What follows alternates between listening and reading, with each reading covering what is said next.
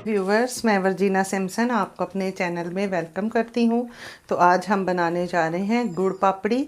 ये winter special है और ये सर्दियों में लाजमी बनानी चाहिए। बच्चों और बड़ों के लिए ये बहुत ही ज़बरदस्त है, कैल्शियम से भरपूर है और गुड़ हमारे लिए वैसे ही सर्दियों में बहुत अच्छा होता है। और इसमें हम जो सामान इस्तेमाल करेंगे वो सारा हमारी सेहत के लिए बहुत अच्छा है। तो उसके लिए हमने ले लिए हैं, तो मैंने ये 2 कप आटा लिया है। ये 250 ग्राम है आटा। और ये मैंने 250 ग्राम ही घी ले लिया है, देसी घी है। और ये 250 ग्राम ही मैंने गुड़ लिया है। आप चाहें तो आप कम भी कर सकते हैं, अगर मीठा ज़्यादा पसंद करते हैं तो ज़्यादा भी कर सकते हैं। ये मैंने कुछ पिस्ते और बादाम को इस तरह काट लिया है। और ये मैंने जो खोपरा मिलता है ना, गिरी जिसको बोलते हैं, उसको मैंने कद्दूकश किया हुआ है। और ये आधा चम्मच इलायची पाउडर है। और ये 2 चम्मच भर के मैंने गोंद ले ली है। ये पंसारी के पास आसानी से मिल जाती है। ये हड्डियों के लिए बहुत ही अच्छी होती है। तो जिनको भी हड्डियों का दर्द है, जोड़ों का दर्द है, उसके लिए बहुत ज़बरदस्त है। और ये मैंने 4 चम्मच जो है खोया ले लिया है। ये खोया को मैंने इस तरह ग्रेट कर लिया है। अगर आपके पास है तो आप डालें, नहीं है तो आप इसको स्किप कर सकते हैं। तो चलिए बनाना स्टार्ट करते हैं। ये मैंने कढ़ाई में 2 चम्मच घी डालूंगी। इसी में से हम लेंगे 2, इसको गर्म होने देंगे। हमने जो गोंद ली है उसको हम इसमें फ्राई कर लेंगे और फ्राई करने से वो फूल जाती है। तो आप गोंद को, ये मोटी मोटी मिलती है, मैंने भी इसको थोड़ा सा क्रश कर लिया है ताकि ये इजीली फूल जाए अच्छे तरीके से। और सर्दियों के लिए तो बहुत ही ज़बरदस्त ये गुड़ पापड़ी है। इसको सूखड़ी भी बोलते हैं गुजराती में। तो ये लाजमी आप इन सर्दियों में बना के अपने बच्चों को खिलाएं, ये बहुत ही ज़बरदस्त है। तो ये हमारा ऑयल जो है वो गर्म हो गया है। अब हम इसको, गोंद को इसमें इस तरह भून लेंगे घुमाते हुए, ताकि चारों तरफ से अच्छे तरीके से हमारी गोंद जो है वो फूल जाए। ये देखें, खुद ही ये फूल रही है और ये बहुत आसानी से फिर टूट भी जाएगी, बहुत ही क्रिस्पी हो जाती है। ये देखें, इसको हमने घुमाते हुए फ्राई करना है ताकि अच्छे तरीके से चारों तरफ से हो जाए। कभी कभार थोड़े बड़े पीस होते हैं तो वो फिर रह जाते हैं, फूलती नहीं है, तो वो फिर चबाने में मुश्किल होती है। आधा मिनट हमने इसको फ्राई करना है। तो ये देखें, हमारी जो गोंद है वो अच्छे से फ्राई हो चुकी है। अब हम इसको निकाल लेंगे। मैंने गोंद जो है वो निकाल ली है। अब ये जो घी बचा है इसी के अंदर 1 चम्मच और डाल के हम आटे को अच्छे तरीके से भून लेंगे। आटे को हमने अच्छी सी खुशबू आने तक, और जब तक इसका थोड़ा सा कलर चेंज ना हो जाए, हम इसको भूनेंगे। तो इसी घी में मैं ऐड कर रही हूँ आटा। ऐसे इसको चम्मच चलाते हुए हम भून लेंगे अच्छे तरीके से। तो ये देखें, आटे में से बड़ी अच्छी सी खुशबू आ गई है और बहुत ही अच्छा सा कलर भी आ गया है। तो आटा हमारा भुन चुका है। अभी हम इसको निकाल लेंगे। इसको निकालते हैं प्लेट में। बहुत ही ज़बरदस्त खुशबू आ रही है। ऊपर रख ली, आटा निकाल लिया है। अभी हम इसमें घी डाल देंगे जो बाकी का बचा हुआ है। घी को अच्छे तरीके से मेल्ट होने देंगे। तो घी हमारा मेल्ट हो चुका है। अब हम इसमें गुड़ डाल देंगे।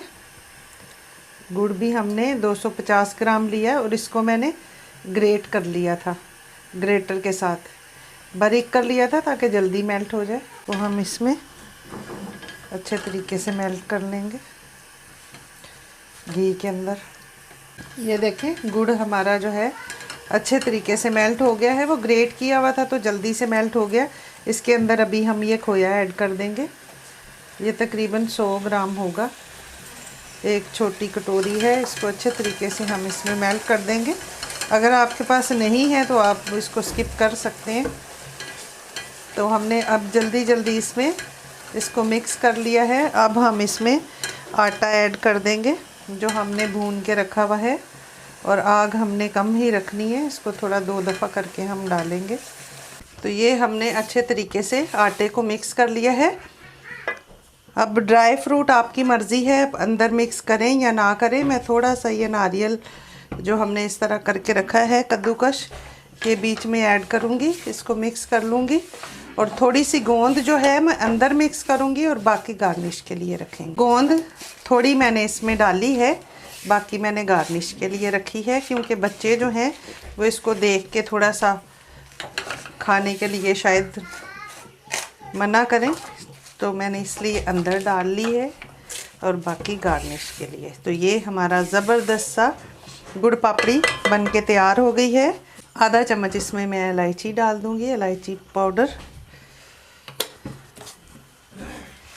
और इसको अच्छे तरीके से मिक्स करके फिर मैंने ट्रे को ऑयल लगा के ग्रीस करके रखा हुआ है, उसमें इसको सेट कर देंगे। तो ये ज़बरदस्त सी हमारी गुड़ पापड़ी बनके बहुत ही हेल्दी विंटर स्पेशल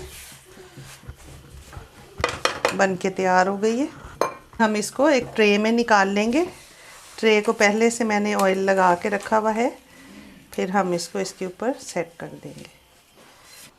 तो अभी हम इसको इसमें इस तरह सेट कर लेंगे अच्छे तरीके से।